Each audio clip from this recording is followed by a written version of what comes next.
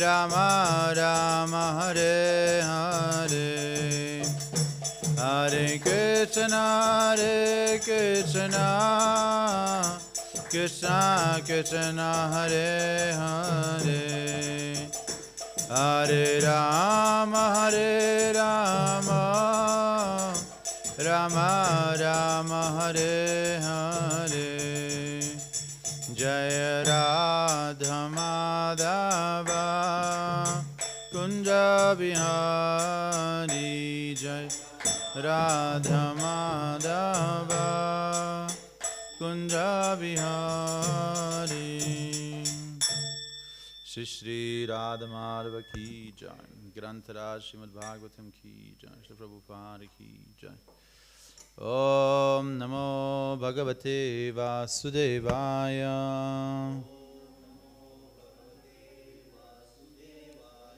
Om Namo Bhagavate Vasudevaya Om Namo Bhagavate Vasudevaya Narayanam Namaskritya Naram Chaiva Narotamam Devim Saraswatim Vyasa Tato Jayamudhirayet.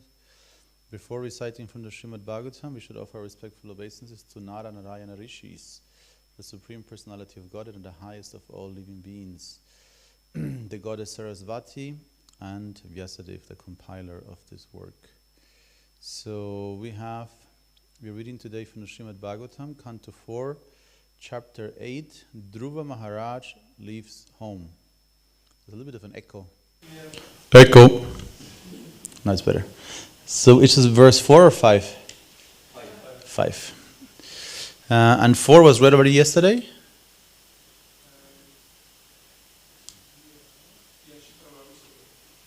You read 4 as well?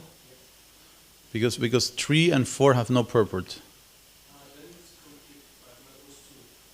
Yeah, no? So I read 3 and 4 as well by myself, and then we can chant together number 5. So text number 3. Tayo samabhavalobho nikritischa mahamate tabyam krudascha hingsacha yaddukriti swasa kalihi.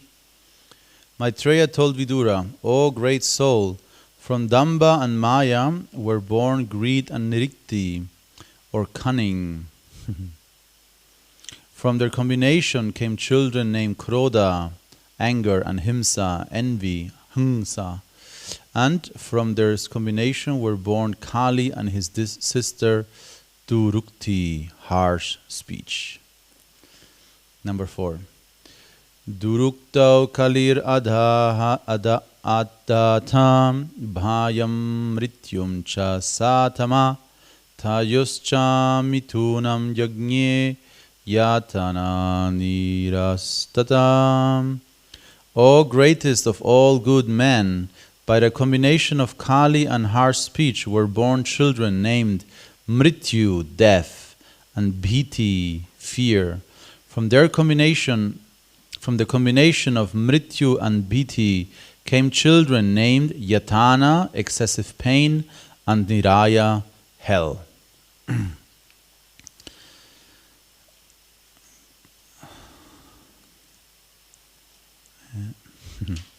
So, and then number 5, let's chant together, word by word first. Sangrahenam maya kyataham pratisargas tavanagham trihi shrutvaitat puman punyam vidhunati Atmano malam sangrahe namaya kyatam prati sargas tvanagha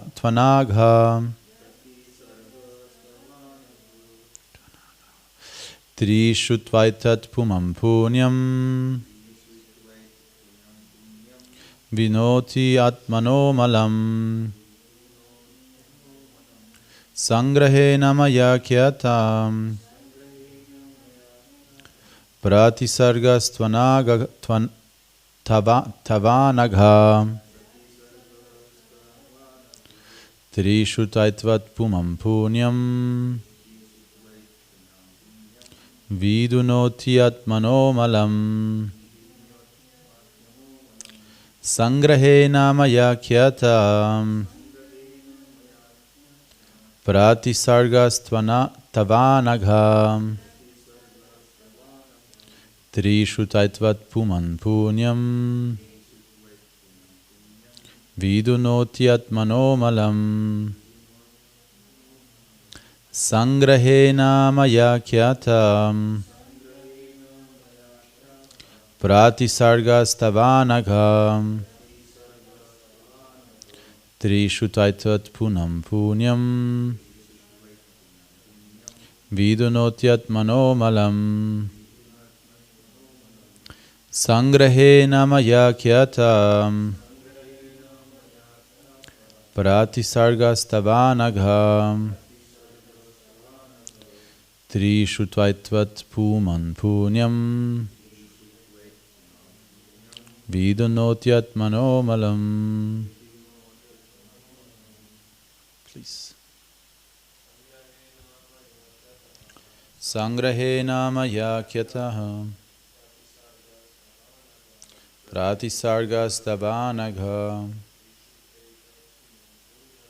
Trishu taitvat punam punyam Vidunoti atmano malam.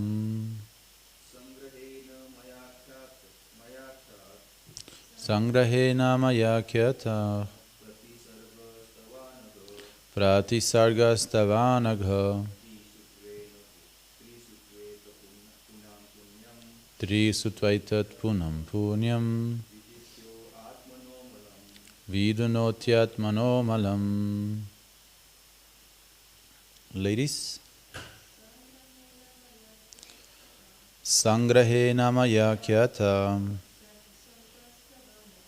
Pratisargastavanagha Trisutaitvat punam punyam Vidunotyatmano malam. Anybody else? So just a short remark. You know there is the H with the dot underneath. There's the H with dot underneath is called Visarga. So the Visarga creates an echo for the vowel before. And the Visarga is fully pronounced when the word is by itself, like Akyataha, or Patisargaha. In the word-by-word translation, usually the word is in the original form, so it's with the full Visarga. But in the verse, you actually pronounce the Visarga only at the end of the second line and at the end of the fourth line. So when it's at the end of the first line, you say Sangrahena maya kyata, not Sangrahena maya kyataha, because it destroys the meter. So in the second line, it fits. At the end of the second line, at the end of the fourth line, full Visarga pronunciation. Otherwise, if it's in the middle of the sentence, or in the first line at the end, or third line at the end, then there's no full Visarga echo. Just a small remark. Okay, word by word translation. Sangrahena. In summary, Maya, by me, Akyataha, is explained. Pratisargaha, cause of devastation. Tava, your. Anagha, O pure one. Trihi, 3 times. Shrutva, having heard. Etat, this description. Puman, one who. Punyam, piety. Vidunoti, washes off. Atmanaha, of the soul. Malam, contamination. Translation and purport by His Divine Grace, A.C. Bhaktivedanta Swami Śrīla Prabhupada Ki Jai. The creation takes place on the basis of goodness, but devastation takes place because of irreligion. That is the way of the material creation and devastation. Here it is stated that the cause of devastation is adharma, or irreligion. The descendants of irreligion and falsity, born one after another, are bluffing, cheating, greed, cunning, anger, envy, quarrel, harsh speech, death, fear, severe pain, and hell. All these descendants are described as signs of devastation. If a person is pious and hears about these causes of devastation, he will feel hatred for all these, and that will cause his advancement in a life of piety. Piety refers to the process of cleansing the heart. As recommended by Lord Chaitanya, one has to cleanse the dust from the mirror of the mind, and then advancement on the path of liberation begins. Here also the same process is recommended. Malam means contamination. We should learn to despise all the causes of devastation, beginning from irreligion and cheating. And then we shall be able to make advancement in a life of piety. The possibility of our attaining Krishna consciousness will be easier, and we shall not be subjected to repeated devastation. The present life is repeated birth and death, but if we seek the path of liberation, we may be saved from repeated suffering. Om Agyana Timirandasya Gyanangyana Shalakaya Chakshurum Militam Yena Tasmai Shri Gurave Namaha Shri Chaitanya Manobistam Stapitam Yena Bhutale Swayam Rupa Kadamayam Dadati Swapadantikam Vandeham Shri Guru Shriyuta Padakamalam Shri Gurum Vaishnavamscha Shri Rupam Sagrajatam Sahagana Ragunatam Vitamtam Sajivam Sadvaitam Savadutam Parijana Saitam Krishna Chaitanya Devam Shri Radha Krishna Padam Sahagana Lalita Shri Vishakam Vitamscha He Krishna Karuna Sindhu Dinabandho Jagatpate Gopesha Gopipakanta Radhakanta Namostate Jayatam Surato Pangor Mamamanda Matirgati Matsarvasva Padambojo Radhamadana Mohano Divyat Vrindaranya Kalpadru Mada Srimadardangara Simhasanasto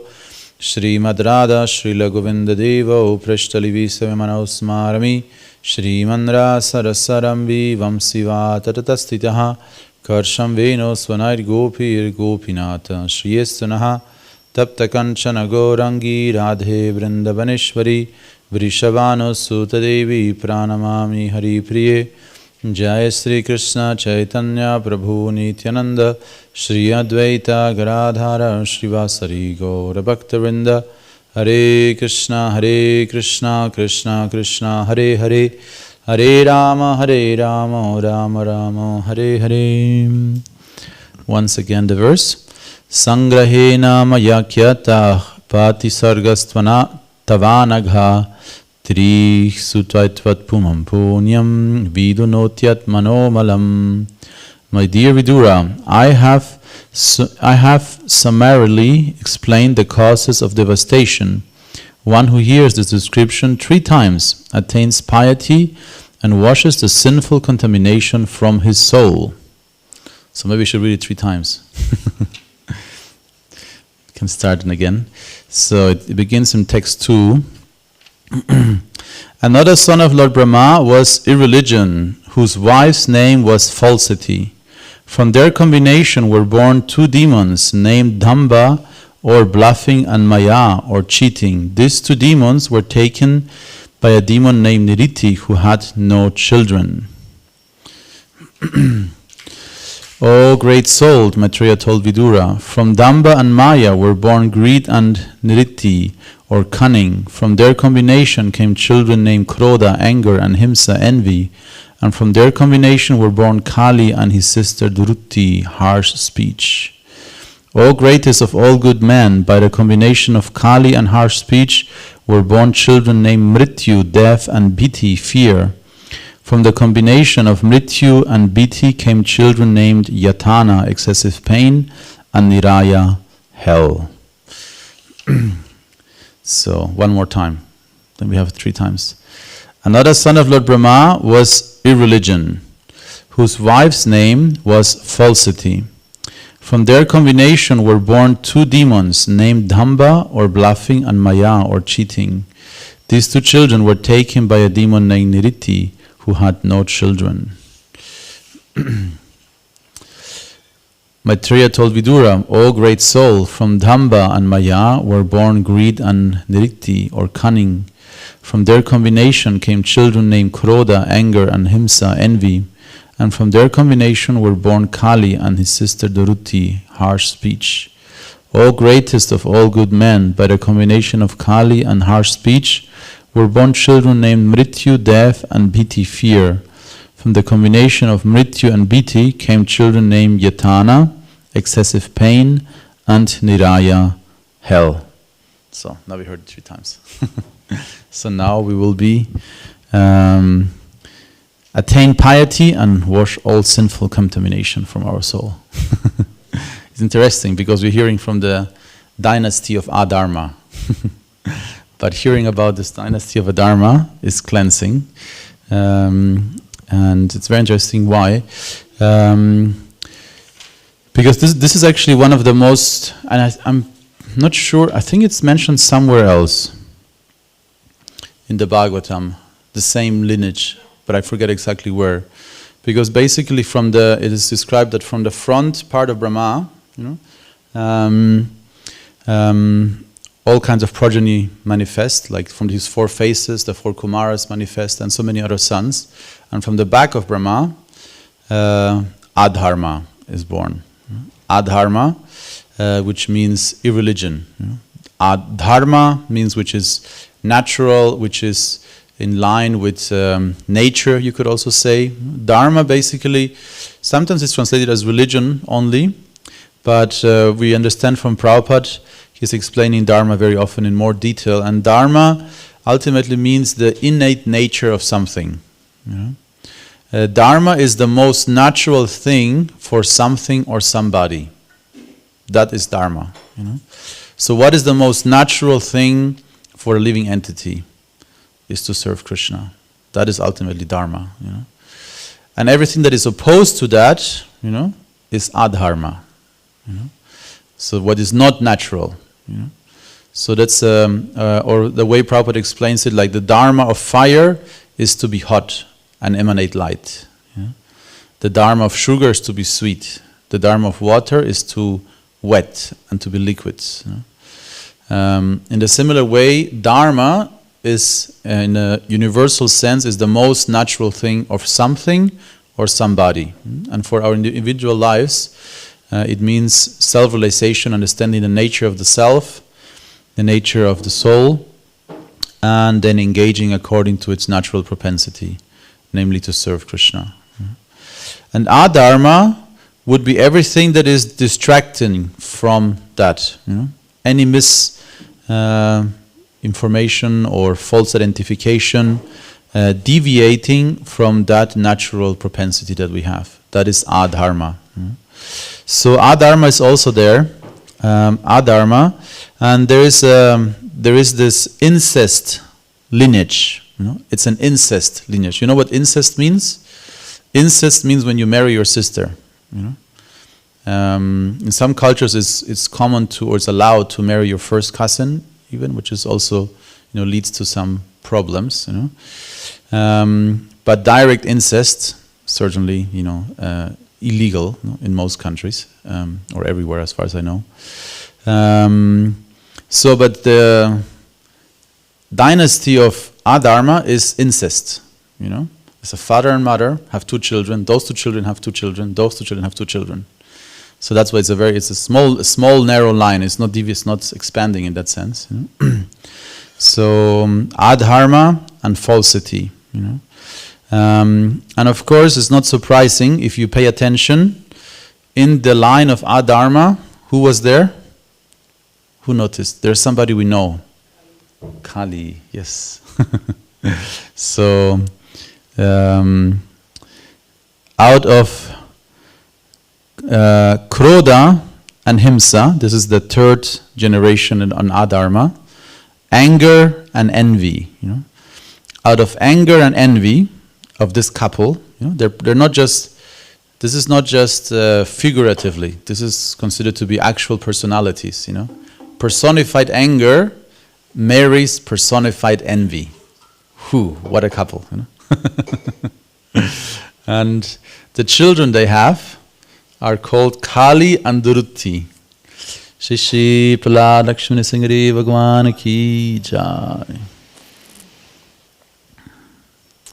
So the children that come out of this couple, Krodha, anger and envy, are Kali and his sister Durukti. So harsh speech. And Kali, of course, here it's translated as, where is it?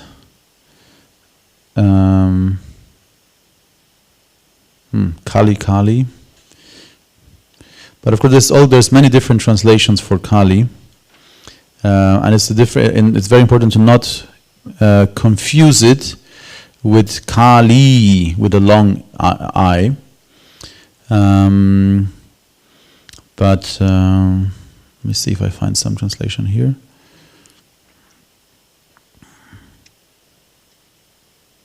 Durukti and Kali.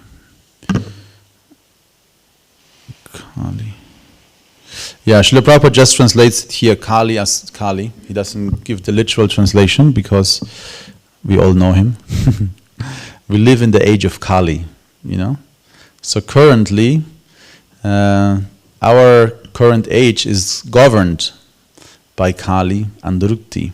They are in charge right now. They are the supreme couple of Kali Yuga. Kali and Durukti. And many people I want to mention shortly again, so it's important to know, to not confuse, or when somebody asks, Kali with a short I, Kali, and Kali with a long I is one of the forms of Shakti, very powerful form of Shakti of Lord Shiva, Shakti of Lord Shiva, and she is the most, you could say, ferocious, form of Shakti. She looks extremely scary. There are very amazing statues and pictures. Some of the pictures look a little bit funny, maybe. If you see some of the pictures of Kali, she's sticking her tongue, and it's blue, because they tend to paint everybody blue. Ram is blue, Krishna is blue, Kali is blue. But actually each one of them have a different hue. Ram is actually bluish, greenish. Krishna is more bluish, darkish, and Kali is black. But there are some really amazing statues in ancient temples of India, and Kali is actually emaciated. She's completely emaciated. It means like she's completely, you can see all her wrinkles, and veins, and muscles, and bones, She's emaciated, and her eyeballs, are sticking out, because she's so emaciated, and her third eye is also sticking out, and she has, ferocious teeth. It says, powerful, 4 arms or many more arms, and she has a garland of freshly chopped heads, not skulls. Shiva has skulls. Kali likes fresh garlands. And she is very powerful, very devastating. So some people I've heard, and when I was in some rainbow gathering, some hippies, they confuse everything. They go to India, they smoke too much ganja and get very confused, And he was preaching, one guy, the age of Kali. Have you seen this goddess? It's very terrible. But no, the connection is not there. It might seem that there's a connection, but it's not. Kali is a very, very powerful form of Shakti, basically to punish those who try to exploit material nature. If you try to exploit material nature, good luck, you know. At one point you have to confront Kali, you know. If you become too powerful, many stories of very powerful demons, you know. If they become too daring, at one point Kali just takes care of them, you know, and finishes them off, you know. So Kali with a short I is male, you know.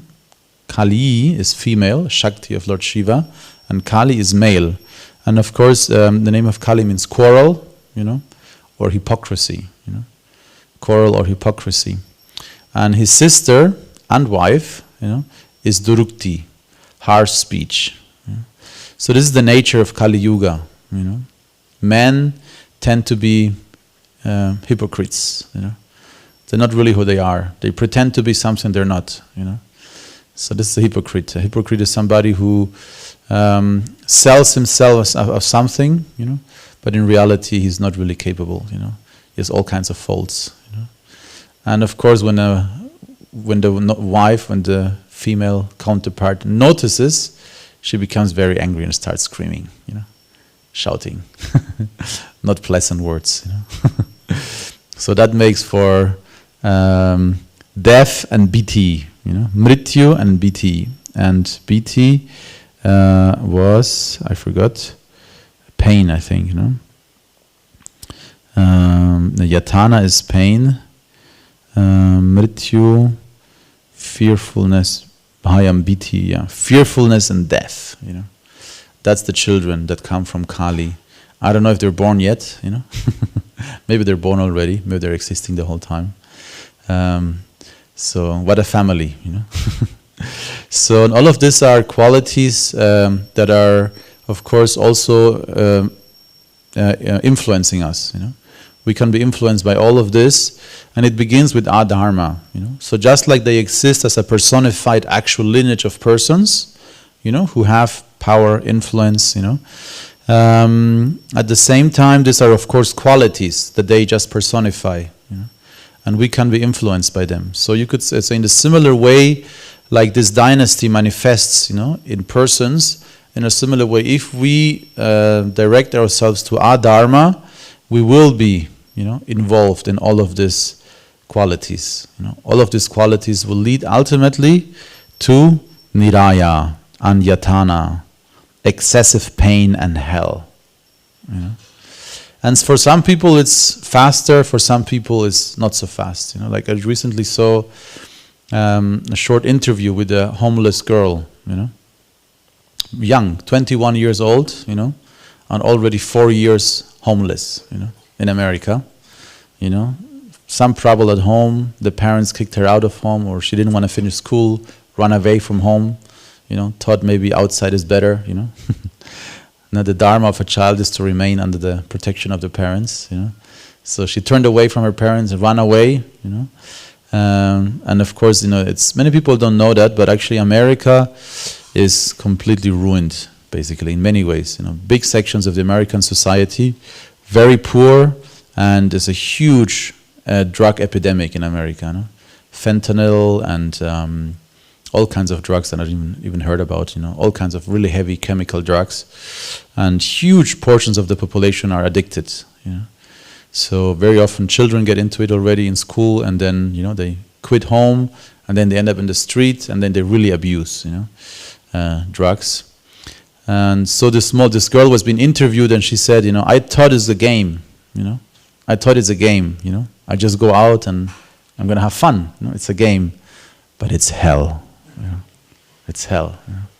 Suffering so much. You know, molested, raped. You know, drugged, desolate, poor. You know, so heavy. You know, so it can happen very fast. You know, for her within such a young age, very fast. You know, she ended up in a hellish condition. You know. But of course, literally also you can drag yourselves into a hellish condition, like a literal hellish place, you know. If you commit too many sinful activities, you know, anger, envy, you know, harsh speech, you know, duplicity leads to violence, you kill somebody, you know, then you will end up in hell, you know. You will have to suffer for all this impious activities. You know. So this is you could say a warning. So that's how I understand it. If we read this 3 times, you should become very sober. How dangerous it is. How fast it can happen. Also, that we get entangled in irreligious activities, and it's very similar to this sequence Krishna presents in the Bhagavad Gita, beginning with lust. Where Krishna says that lust is placed in the senses, in the mind, in all kinds of parts. The whole body basically, has lust inbuilt in it. We are lust in our intelligence. Everything is permeated with lust, and it's very difficult to control. Arjuna is saying it's very difficult to control. And then Krishna says, yes, it's very difficult to control. It's the envy, the sinful, all-devouring, very powerful. And it begins with just observing the sense objects. You just observe the sense objects, you become attached. Very often, our ability to fulfill our desires, most of the time, is very much limited. But you could say in general, always our ability to desire is much, much greater than our ability to fulfill our desires. So it's a pre-program for frustration. We can desire so much, and especially nowadays with advertisement and social media, so many artificial desires are planted into our brains. So many artificial desires, artificial needs, and the inability to fulfill those desires leads to frustration. This is science. It's known that, I forgot, there's even a formula. If you are in social media like Instagram, for example, and you have, I think, less than 2,000 followers, something like that, and you're putting less, less than a post a month, but you are spending a certain amount of hours looking at other people having a good time, you will be frustrated. So if you're not an influencer, you are, influencee, which is frustrating. So like that, this is the general rule. And of course, from frustration, then comes again anger, envy, anger, and in the same sequence, mrityu, death, violence, and then you fall down, Basically, here it says hell. In the Bhagavad Gita says we go back into material nature, bloop, we bloop back into material nature, So, let me see what the main point was Srila Prabhupada made in this connection.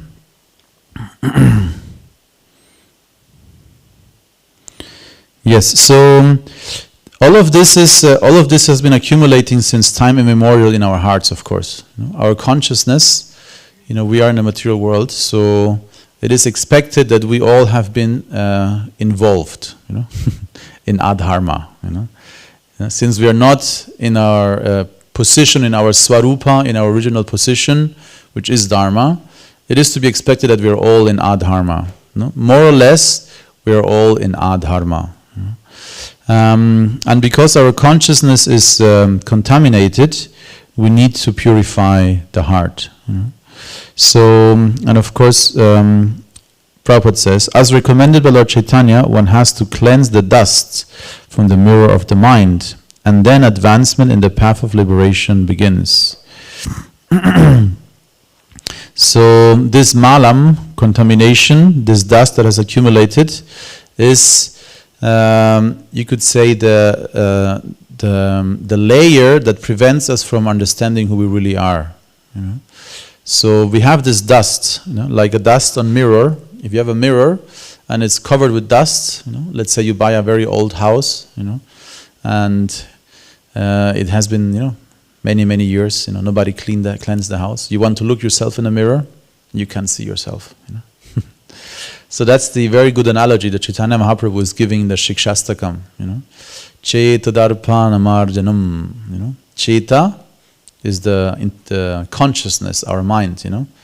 Cheta darpana, the mirror of the mind, the mirror of consciousness. Marjanam, we need to cleanse. And this is a very good analogy because it implies when we cleanse this mirror of the heart, we can see ourselves. So what's between us, or you could say when our current condition and our true condition, or between a conditioned life and a life of Krishna consciousness, or like it says here, liberation, the path of liberation begins, is cleansing that mirror, cleansing the heart, A basic cleanse is necessary. And therefore sometimes Prabhupada, when he was accused of brainwashing, he said, yes, Chetodarpana Marjanam. Not only brainwashing, mind washing, consciousness washing, because it's required. It is required that we cleanse ourselves, that we purify ourselves. And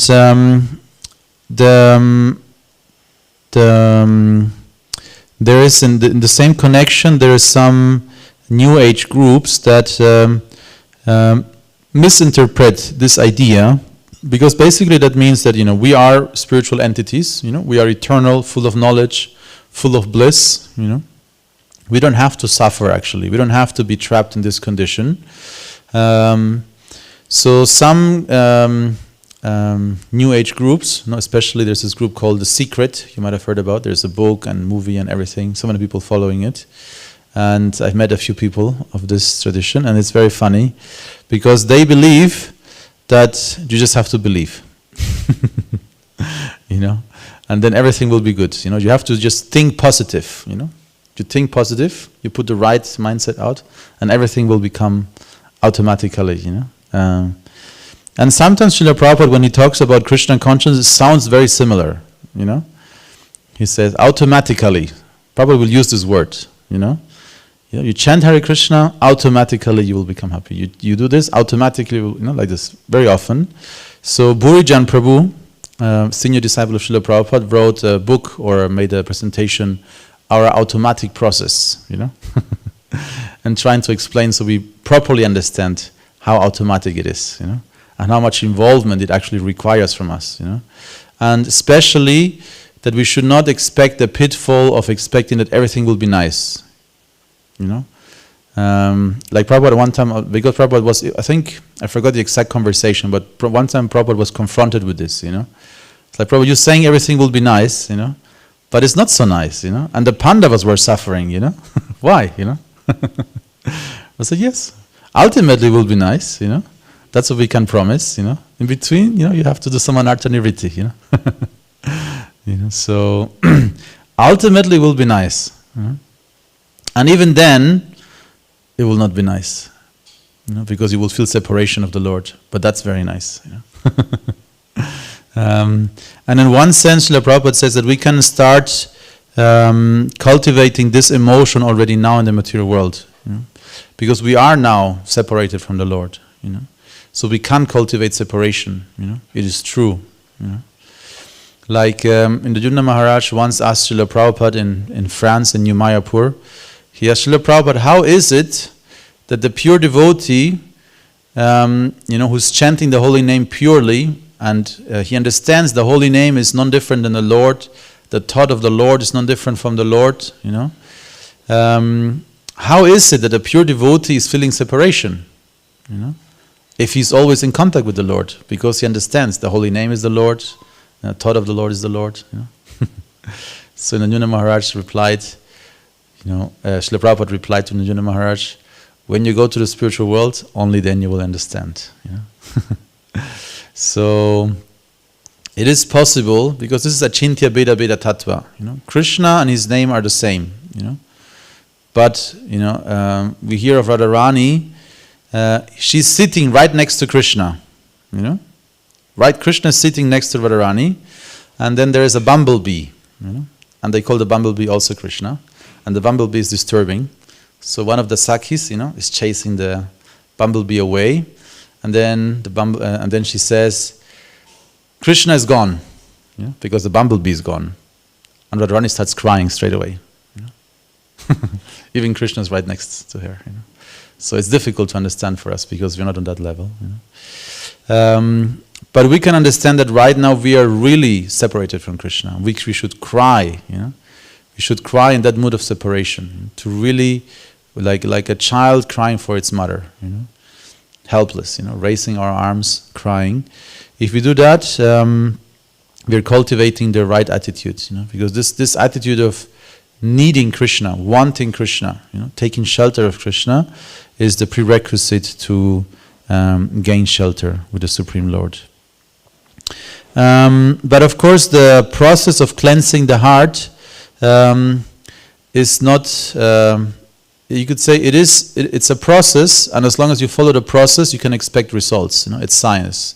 That's why Prabhupada used to call Krishna consciousness is a scientific process. And sometimes people are confused. How can you call a belief system scientific? It's just based on belief. Something like that. But Prabhupada calls it a scientific process because you can test it. You can test it, and you will see the results.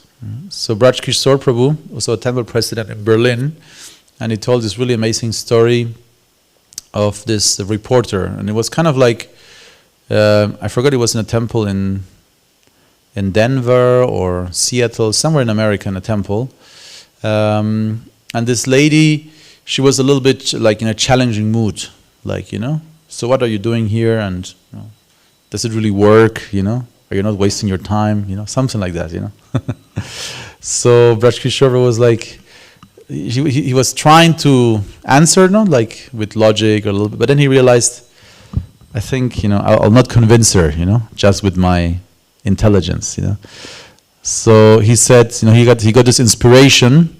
So why don't you just try it out, We say it's a scientific process, We say this works, And we say, if you clean the temple of the Lord, if you clean the pots of the Lord, you're actually cleansing your heart. And the better you clean the temple, the more attention you put to every small corner of dust, If you clean the temple very fast, only broom, nobody saw, it's clean, But if you actually broom, very nicely, first dusting, that's the first step. You dust everything from top down, Then you broom, then you, clean all the window benches, with a wet towel, and then the whole floor. You move all the cupboards forward. You clean behind, If you really do it thoroughly, it has an effect on your consciousness and your heart, So he said to her, if you really want to know it, you just try it, I'll put some nice, devotional music, in the temple room, and you clean, Just try, it's an experiment, for half an hour, as thoroughly and as consciously as you can, and hear the music attentively. So he left her for half an hour, and he came half an hour later, and she was crying. It's like, it works, So this was, like an inspiration he had at that moment, to just, put her through an experiment. And she was very, critical, but she felt it, Her heart was touched, She was cleaning, she was hearing the mantra. The process works, So if we engage in the process, if we expose ourselves to the process, it works. It's just our mind, that is impatient, and wants quick results, or is, instead of being focused on what you're doing now, you're thinking about something else already, So instead of cleaning the temple room properly, you're like, no, I have to actually read, so I have to do really quick, and then you go, and you fall asleep while reading, and then you wake up and, I'm hungry now, So then the process, you get some benefits, but not the real benefits, But if we do it with attention, everything we do, every step, every activity in Krishna consciousness, it cleanses the heart, It removes our misidentifications, because the same process of Chaitadarpana Marjanam is explained in a more technical way in the Yoga Sutras, This is Yogas Chitta Vritti Nirodha, So Yogas Chitta Vritti, Chitta Vritti are the movements of the mind, Chitta Vritti are basically our material consciousness, It's Chitta Vritti, it's constantly moving around, in circles. A Vritti is a circle, So our consciousness is like a cassette recorder, it's repetitive, And some people are moving in very small circles, some people have bigger circles, some people have maybe, many circles simultaneously moving around, But it's always moving in circles. So whatever you have done now, you want to do again at one point. It's like, I don't know, strawberry ice cream, and then it's only a question of time. At one point you're like, I want strawberry ice cream again. And it's with everything we experience through the senses. Whatever we experience through the senses, at one point we reach the same point. So we're moving in circles. So that's vritti, the circles. The entrapment of material consciousness. And yoga's chitta vritti nirodha. So yoga is there to snap, cut, stop this circular motion. So the Yoga Sutras is explained a little bit more, you could say, harsh, like it's discipline, Stop, stop moving in circles, Focus on something higher, And then the next verse says, I forgot. I forgot the Sanskrit. But in the translation is that if you do that, if you focus your consciousness, the result will be that you become established in your true self. If you allow yourself to follow just the movements of the mind, you will be trapped, because chitta can be defined in different ways. So chitta can be defined as being the three material subtle elements, So that means mana, buddhi, ahankara, These three combined are chitta, Or you can also say that ultimately chitta, consciousness, emanates from the soul, and it's only covered or distorted, the true ego is, distorted into a false ego, false identification. In any case, when we're talking about chitta vritti, we're talking about the material consciousness, the material consciousness that is so powerful that we think it's real. We're convinced it's us, We're very convinced it's us, For most people, you ask them, who are you? You're like, I'm German, I'm Hans, I'm working at this factory, or I like this football club, something like that, or gender is a big identification nowadays, People identify with genders, and suddenly you identify as a cat, It's common now that you're laughing, but it's becoming more and more salonfähig, like it's acceptable, It's acceptable. Once a year you can change your gender, I was talking to Frau Eisner. We were talking about the marriage papers of Paramahamsa Gaura Prabhu, and then she was talking. This is crazy. Laws are changing all the time, and now once a year they can come to me and change their gender if they want. I didn't ask you if she already had one case, but once a year you can identify as, something. The vritti, tells you now you're a man. Even you're a female body.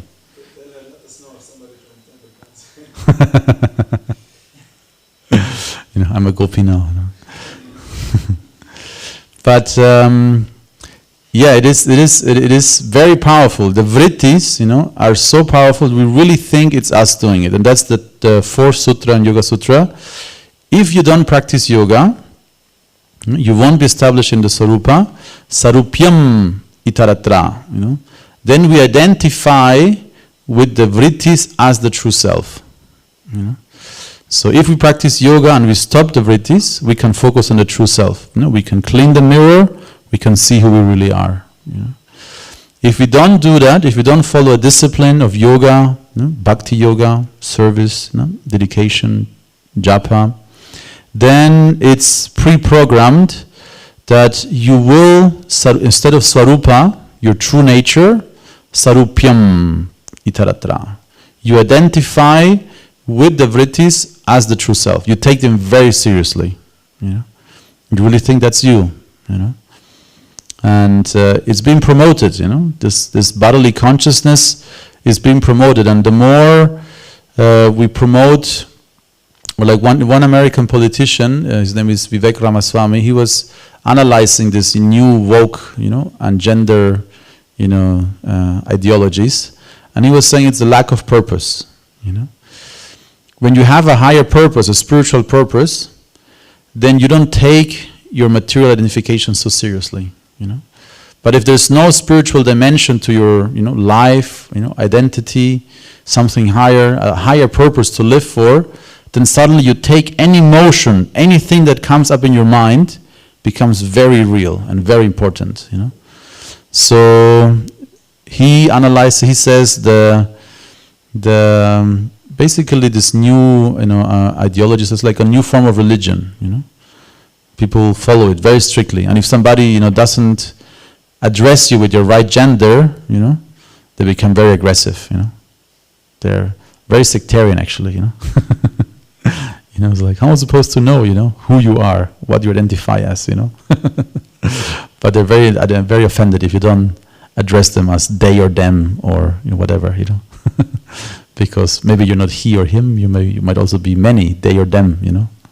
I don't fully understand how that works, but fortunately I don't have to deal with so many such people. But it's becoming more and more prominent, you know. It's like a new gospel, you know. You can be anything, you know.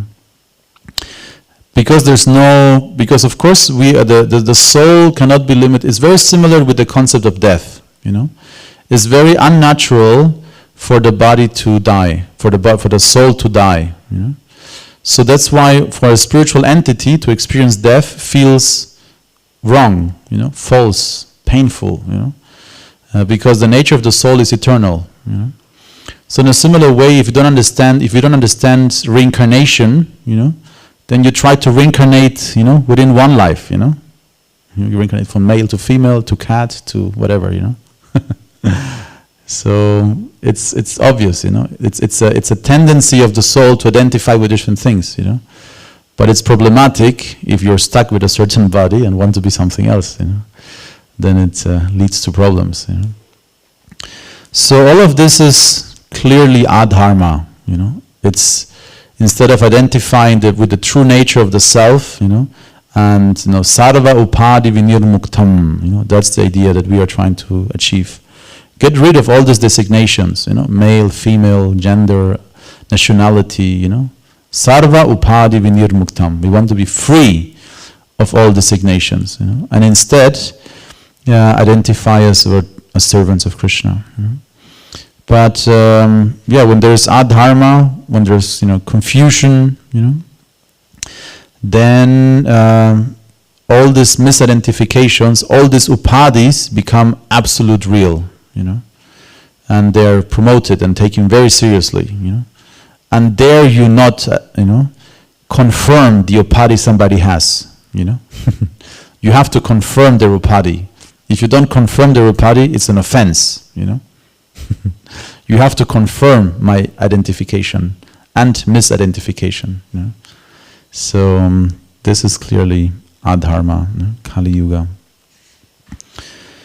Yes, so to summarize, this is the dynasty of irreligion, you know? Adharma, you know? Born from the back of Brahma. It's an incest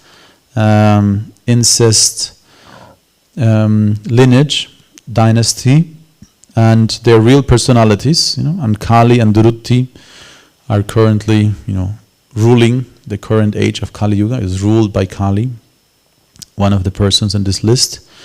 And at the same time, these are of course qualities that we might or will have developed by becoming adharmic. You know? And the more we follow Dharma again, we can transcend them. This is one last thing I wanted to say, because Srila Prabhupada mentioned something very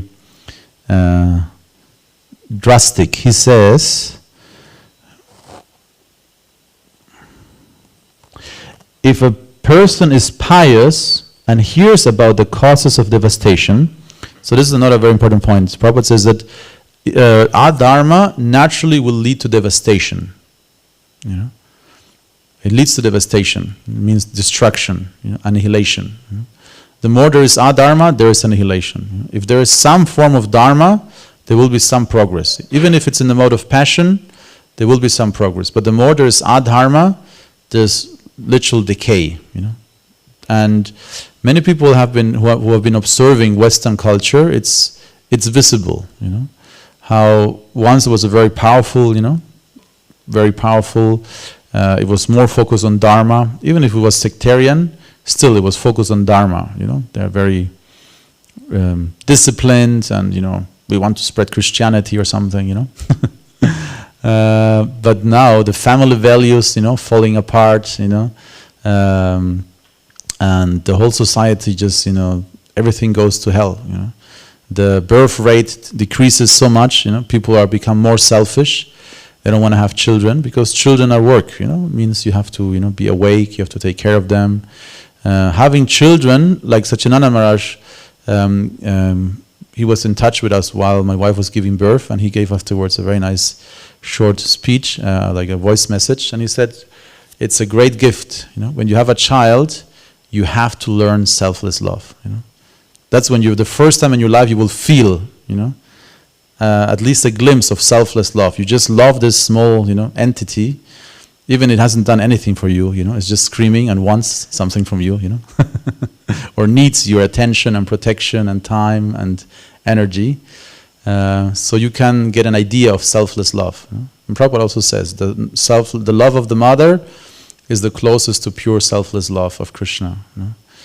So when a society decides not to have children, it's a clear indication it's becoming more selfish, because they just want to focus on themselves, And it's a big problem. Like I was reading many years ago an article about Munich. Munich is the most expensive city in Germany. And the whole center of the city has a plague. And the problem is single, successful people, Huh? Yeah. A plage and a problem, And because they're single, they're successful and they're selfish, so they have a lot of money. They rent huge apartments just for themselves, and they're displacing all the families, to the outer parts of the city. So that's a clear sign of, an imbalance in society, It's promoted, to be selfish, and instead of being selfless and dedicating your life, to family, to children. That's dharma. Adharma is when all of this is reducing. And of course the direct effect of it is that, it's only a question of time, because then there's enough children, means there will be more old people who need to be, given pension by very few people, young people. So that problem is there, in Japan, Germany, many developed countries have this problem, becoming more and more dangerous, because that means that, we can expect that when we are old, probably, if it continues like this, if people don't start getting more children, there will be nobody to pay our pension when we are old, There will be no Bürgergeld anymore, no social system, it can all collapse, So yes, adharma leads to devastation, in one way or another. And the second point that Srila Prabhupada makes here is, if a person is pious and hears about these causes of devastation, he will feel hatred for all these. And that will cause his advancement in a life of piety. So it might seem a little bit contradictory to hate something, because hatred seems like a very negative energy or emotion. But we are not impersonalists, or sentimentalists. Ahimsa paro dharmo. Non-violence is the highest form of dharma. But at the same time, we understand that Arjuna is a great devotee and is performing pure devotional service by following Krishna's orders to kill all the Daityas and Danavas, in the battlefield of Kurukshetra. So in a similar way, we should have a very clear emotion that this is bad. We don't want that. We don't accept that. We don't accept adharma. We want to really avoid, being angry, being envious, being greedy, being false, being duplicitous, speaking harshly, killing somebody, causing fear to somebody, etc. We should really hate, or reject, those things from our life. And we do that, there is advancement in life of piety, Srila Prabhupada says. Okay, we'll stop here. Maybe there are some questions, comments, or something you might want to add. Otherwise, yes, Brian. Actually, 2 questions. One is like, what would be your advice for improve attention in the moment, especially like when we're doing devotional service in the temple? Like, if you have some advice on it. I have only theoretical advice because I'm also very distracted very often. I have to admit, but it is certainly the very. I remember when we were brahmacharis, we had this realization. When you're tired, like usually distraction means you are, your senses are not fully alert. Attention means when your senses are fully alert. And we become very alert, or we think, I can't, It's basically usually it's like, oh, I can't, I'm tired, I'm weak, oh, yesterday was a long day, There's all kinds of reasons why you might be in a situation where you're not really focused and maybe you should just rest or whatever, do something else or distract yourself, But then, when something which is very appealing to the senses, comes up, like a really cool song, or really good food, or for a celibate monk, it might be a very beautiful girl, Suddenly it's there in the room, You become fully awake, So that means the energy is there, It's just that we don't have full appreciation for what we're doing, This is our unfortunate situation. So that's why we need to develop real appreciation. Real appreciation, great. The Prabhupada also said very often, count your blessings. So the more we have real appreciation for what we're doing, we love doing it. And if you love doing something, you forget eating, you forget sleeping. You're just so motivated by the attraction you have for the activity. So of course we are in the unfortunate situation that we are, Mishra Bhaktas.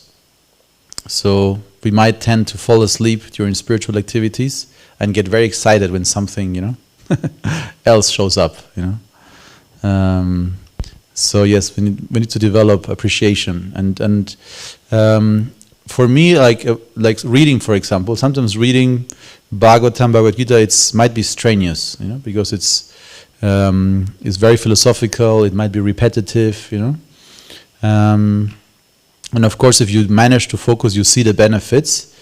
But when I had struggle reading, I started reading smaller books. Like there's actually many books by disciples of Srila Prabhupada explaining their experience with Srila Prabhupada, and this is so motivating. This is so like every time I read one of those books, I was spiritually elevated and focused for usually many weeks or months afterwards. Like Purijan Prabhu's book, or Harisori Prabhu's diaries, or also Bhakti Vikash Maharaj wrote a book, or also books about the acharyas. There's many nice books of Bhakti Charu Maharaj about the acharyas, about Srinivas Thakur, Narottam Das Thakur.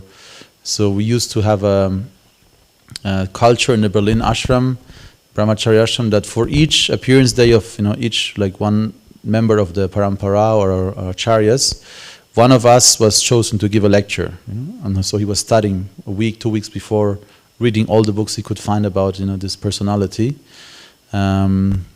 Extremely nourishing.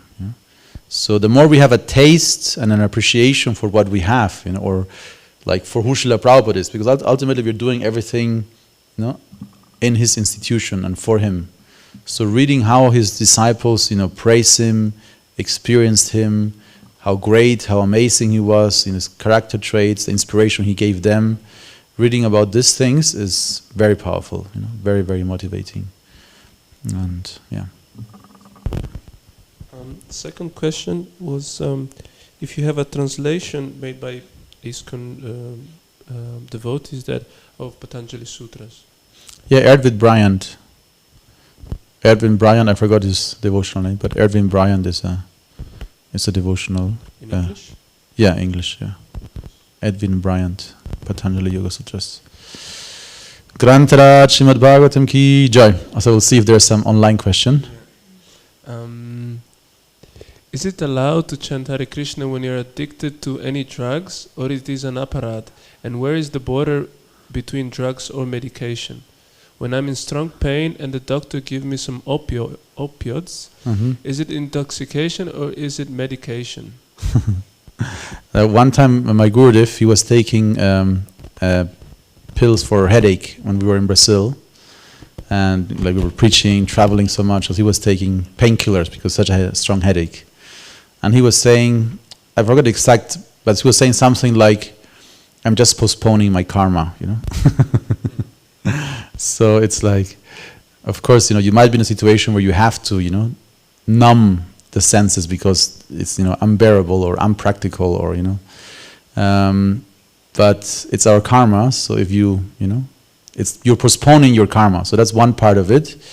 And so if it's medication, of course, it's, you know, it's just, you know, it's you know, alleviation for some suffering you might have now. But if it's your karma, you will experience it at one point or another.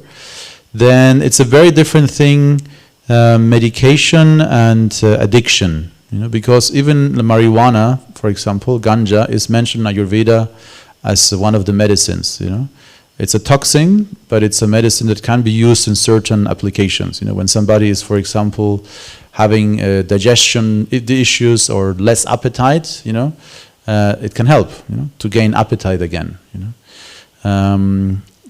But if you are in more or less good health and you use it just, you know, as an addictive, as a, you know, amusement drug, and you, or even worse, you expect to achieve from the substance some kind of consciousness elevation, you know. This is very common, you know, that I just saw recently this guy, he's very famous, what's his name, Dakota or something. He is kind of a devotee or knows the devotees, but he's doing exactly that, you know, he is into meditation and everything. But his idea is a little bit that by using certain substances, DMT, LSD, you know, you can gain such a strong level of, you know, spiritual realization. Probably it's not possible to achieve it, you know, just by meditation. You know, that was his idea, you know. So one time he gave a sadhu DMT, you know, in Kumbh Mela or somewhere in India.